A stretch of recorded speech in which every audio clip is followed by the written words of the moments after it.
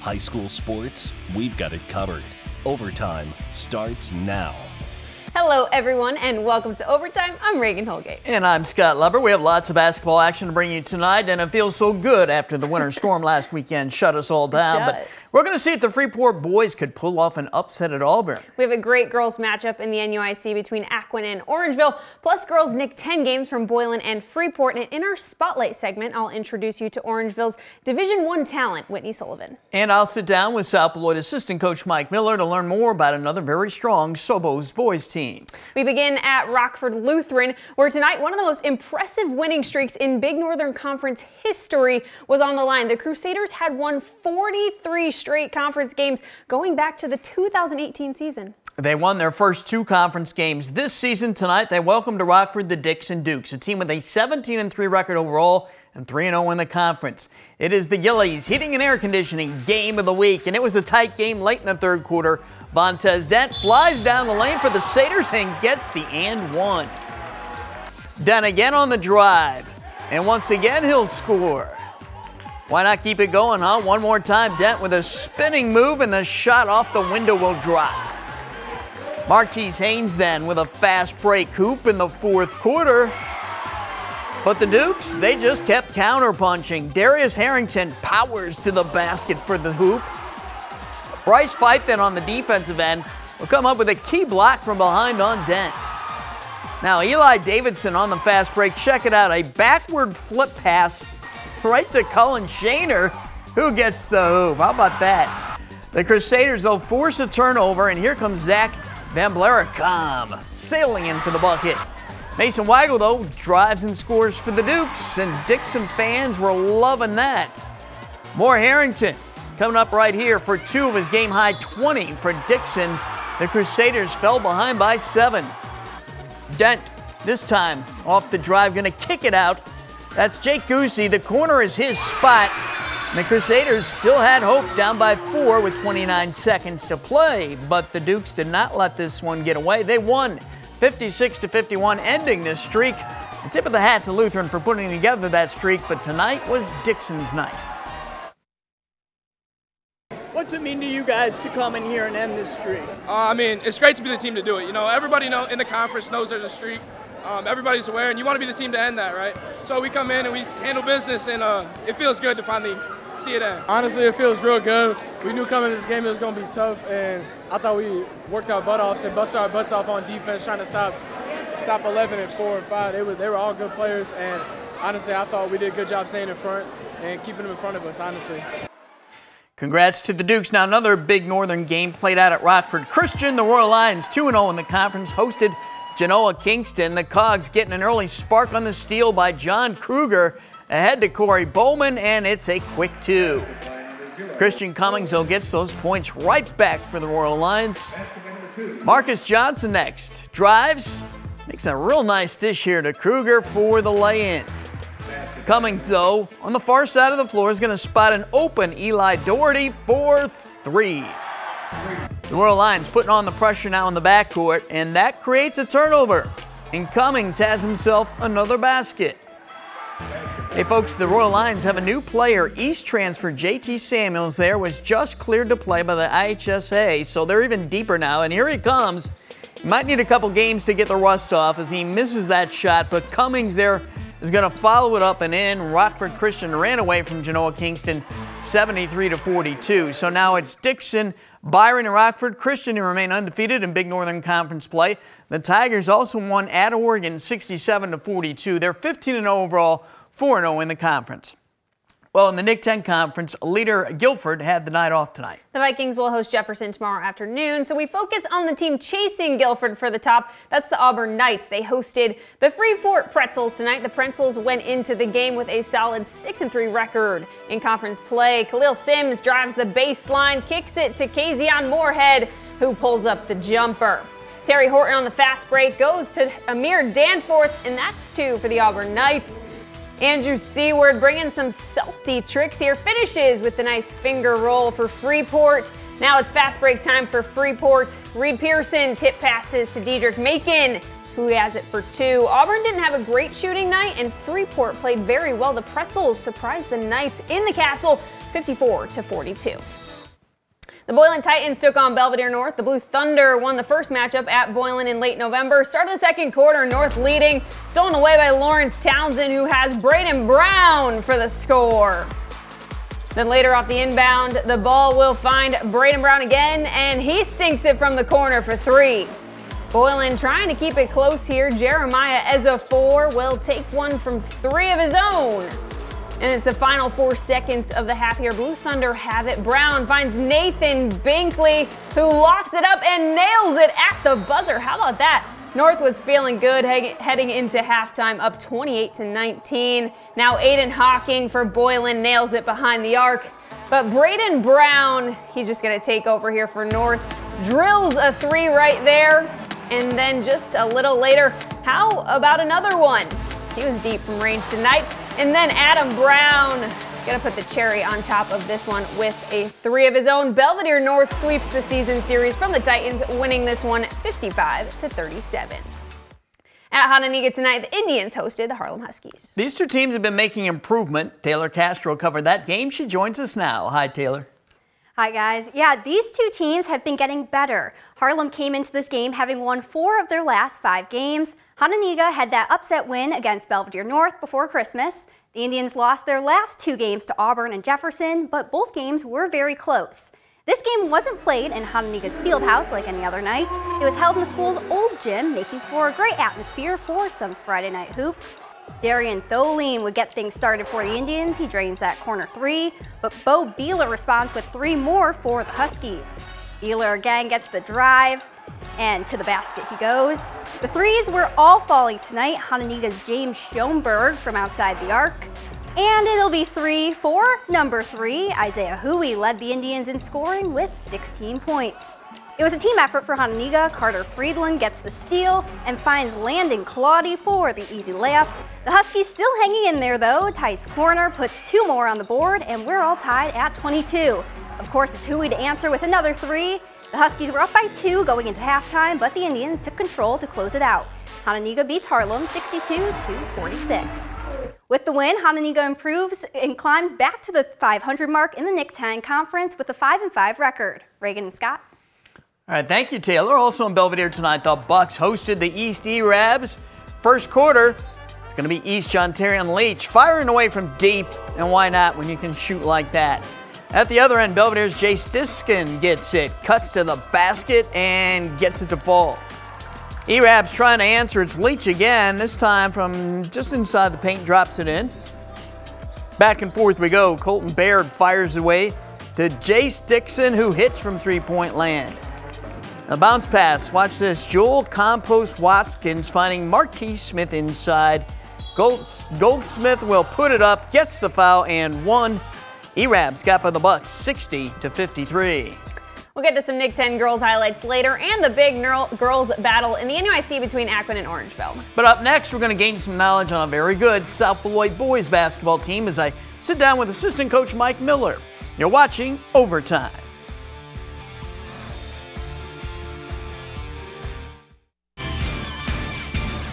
This has become a new golden era of boys basketball at South Beloit. For the 3rd straight year, the Sobos are proving to be one of the better teams in the state in Class 1A. Each of the last 2 seasons, they won 27 games. This season, they're 12-4. The one constant during that span has been Ross Robertson, but he has some new pieces around him this season. Head coach Matt Stuckey wasn't available this week, so I sat down with his assistant, Mike Miller, the longtime former coach at Hononegah. Mike, you stepped in here. There was a need for an assistant coach here to help Coach Stuckey. When you stepped into this job this year, how familiar were you with the Sobos at that time?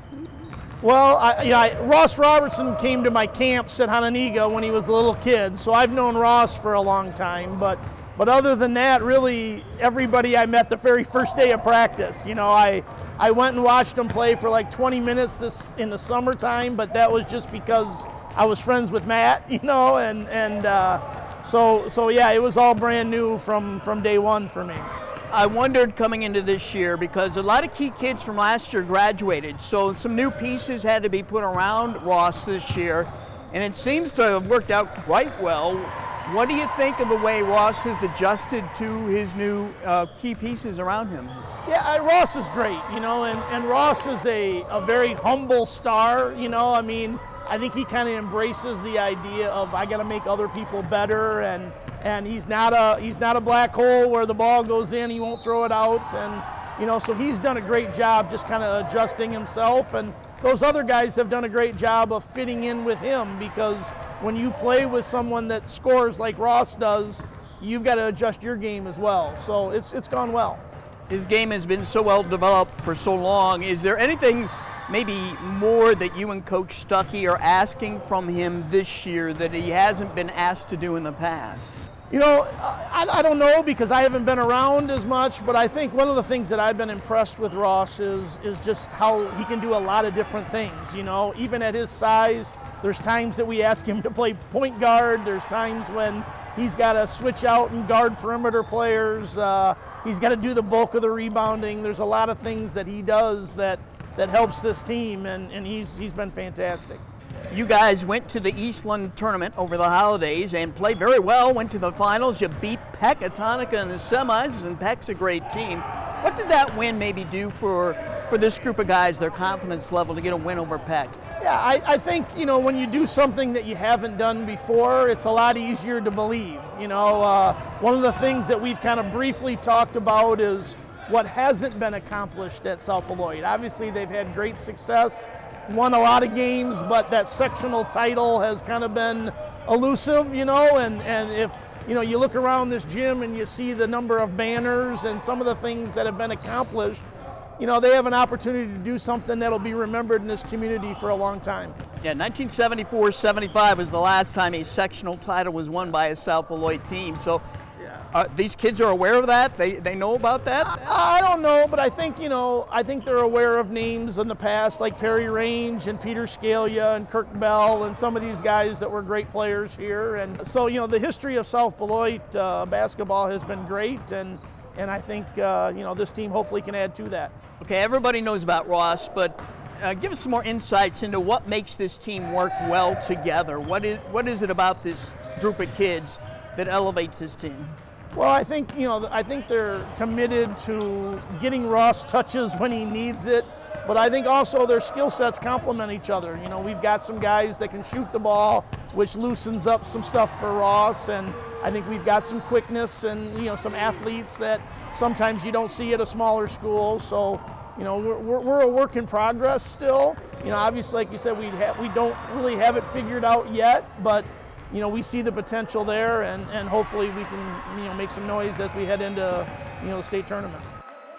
Stuckey's done a great job with that program, and he couldn't ask for a better assistant coach than Mike Miller, who's one of the winningest coaches in Illinois history. And maybe this is the year the Sobos finally get that elusive sectional championship that he was just talking about. All right, coming up in a bit, I'll spotlight Orangeville's Whitney Sullivan, but up next, it's Sullivan and the Broncos in action in a huge NUIC game against the Akwin Bulldogs.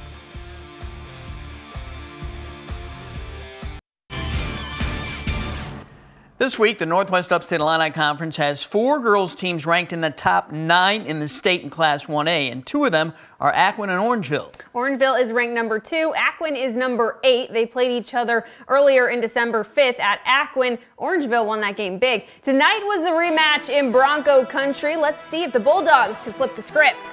Peyton London came out firing. There she goes from the top of the arc.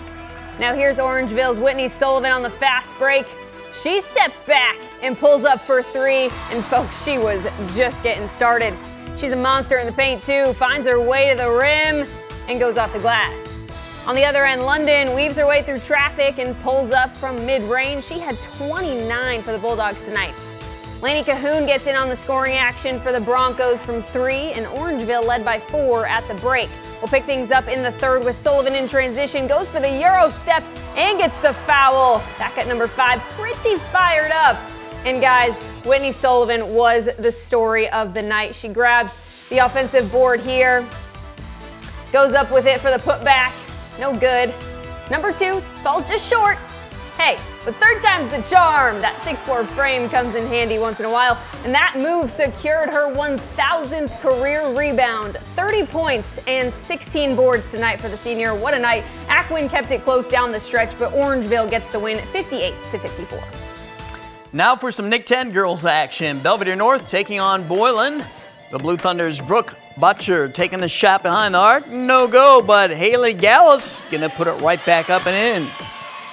The Lady Titans, Elena Patalber looking for the inbound, then finds Lilia Esparza for the basket. She had 24 points, 12 rebounds. Patalber missing the three, but there's Esparza again, putting it back in. Esparza off the dribble now, seeks Kaylee Harder, who's open, and that three ball's on the money. Boylan wins at home, 53-22. The Lady Titans are 20-2. At Freeport, the Pretzels hosted Auburn. The Knights' Ava Gray showing off her range. She sinks the three-pointer. Then Julia Cates on the break finds Olivia Brown down court for another Auburn basket. The Knights had a pretty good handle on this one. Here goes Brown again with the turnaround jumper. Freeport's Aaliyah Martin drives on the other end and dumps in the floater. Nice little move there, but this was Auburn's game for the taking. The Knights will win this one 61-45. You know, the Nick 10 girls games, Hononegah defeated Harlem 50-23. Hononegah is 11-0 in the conference, and Belvedere knocked off East 54-23. Up next is our overtime spotlight segment. The Stateline has produced some pretty talented girls basketball players over the years. Orangeville's Whitney Sullivan is right up there with the best. We'll get to know her better when we come back from the break.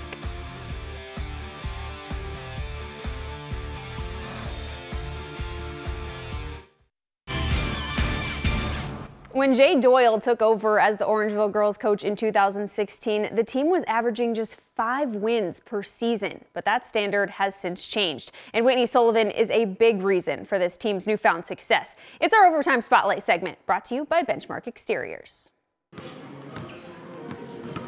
This is my sport. Becoming a great basketball player is about so much more than the skills on the court.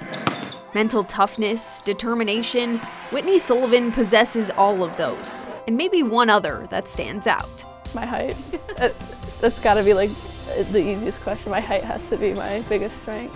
You don't see a girl 6'4" that plays more outside in. She brings the ball up. She can play at the post. She can do all those things. Her height certainly sets her apart now, but watching her older brother play when she was younger was what first sparked her interest. He was like an inspiration to me. Watching him play and seeing how good he was just made me want to play.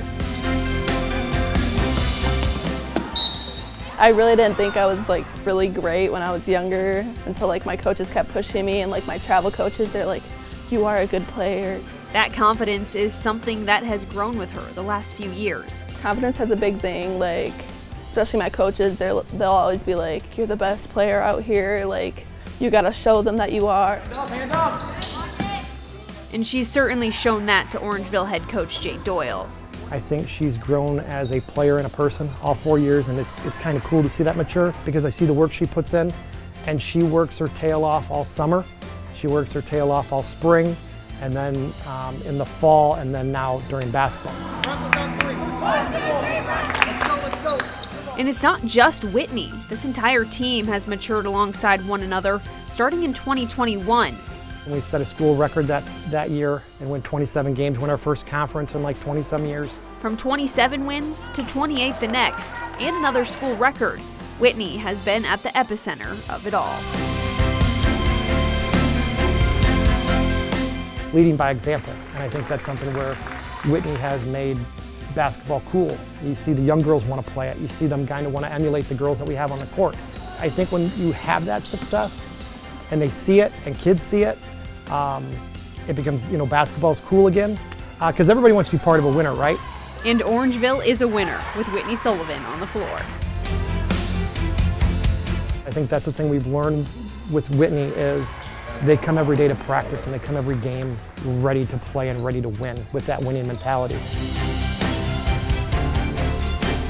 And that winning mentality will take her to Tulsa to play D1 basketball. I really never expected this at all. Like, I'm from a small town of 800. I really didn't think like possibilities would like come to people like me, like in small towns. Again, if it wasn't for AAU and people pushing me, I don't think I'd be where I am today. She practices her craft year round, and that's what it takes to get where she is. You know, it wasn't by accident. And again, you heard Coach Doyle emphasize it there, but Whitney's leadership over the last 3 years is what really has helped turn the tide for this program. And after tonight's win, Orangeville now 23-1 and on the right track for more postseason glory. Yeah, we'll be right back after one final timeout. Before we wrap up this show, let's acknowledge some amazing individual achievements on the court this week. We start with Pecatonica's Elena Regan. In Peck's win Wednesday night against Genoa Kingston, she became the school's all-time leading scorer, 1,290 points. And she's only a junior, so she'll push that mark very, very high. Boylan senior Lily Esparza had a dominant game Wednesday night at Byron. She scored 30 points, grabbed 20 rebounds, and blocked 6 shots. The Lady Titans needed all of that to get by Byron in double overtime. And Monday night at Pecatonica's MLK tournament, Peck junior Jackson Diedrich had a triple-double, 19 points, 12 rebounds, 10 assists. That was in the championship game against Scales Mountain, which makes those numbers even more impressive. And now it's that time of night where we bring you the best highlight capture on our cameras. It is the Napleton Auto Group play of the night. We are going to return to that Dixon Lutheran game. Another look at that incredible pass by Dixon junior Eli Davidson on the fast break with 2 defenders on him. Somehow sensed that Cullen Shaner was behind him. He did the no-look backward flip, and the Dukes got the basket one more time as we slow it down. That's impressive, Eli. Expect a phone call from the Harlem Globetrotters. That's the Napleton Auto Group play of the night. Be sure to join us every Friday night at 11 o'clock here on Fox 39. We'll see you next time. Have a great weekend.